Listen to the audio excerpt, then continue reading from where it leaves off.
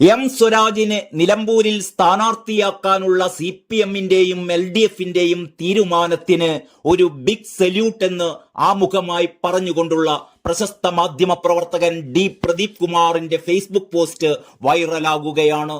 നിലമ്പൂരിൽ നടക്കുന്നത് അന്തസ്സുറ്റ രാഷ്ട്രീയ പോരാട്ടമാകുമെന്നും പക്ഷേ ജയിക്കാൻ പോകുന്നത് UDF ആണെന്നും കാര്യകാരണ സഹിതം സമർത്ഥിക്കുകയാണ് പ്രദീപ് കുമാർ.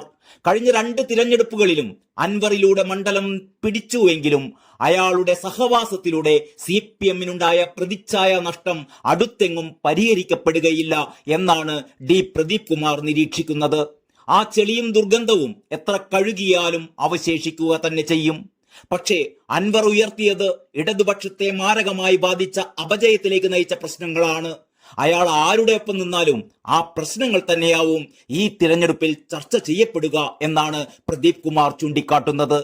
തിരഞ്ഞെടുപ്പ് ഫലത്തെ സ്വാധീനിക്കാൻ കഴിയുന്നത്ര വോട്ടുകളും അൻവറിനുണ്ട്. ആ വ്യക്തിപരമായ വോട്ടുകൾ കാരണമാണ് LDF 2 തവണയും അവിടെ ജയിച്ചത്. ഒരു വേള അൻവർ സ്വതന്ത്രനായി മത്സരിച്ചാലും UDF-നൊപ്പം നിന്നാലും ആ വോട്ടുകൾ എന്തായാലും LDF-ന് കിട്ടില്ല. പക്ഷേ LDF സ്ഥാനാർത്ഥി നിലമ്പൂരുകാരനും നല്ല പാർലമെന്റേറിയനുമായതിനാൽ ഈ തവണ മത്സരം കടുക്കുമെന്ന് പ്രദീപ് കുമാർ പറയുന്നു. വഴിയെ പോകുന്നവരെ സ്ഥാനാർത്ഥിയാക്കി വൻ പരാജയമേറ്റുവാങ്ങിയ തൃക്കാക്കരയിലെ ദുരനുഭവം എന്തായാലും ഇവിടെ ആവർത്തിക്കില്ല. സ്വരാജിന് അന്തസ്സായ രാഷ്ട്രീയ പോരാട്ടം നടത്തി മാന്യമായി പരാജയപ്പെടാം.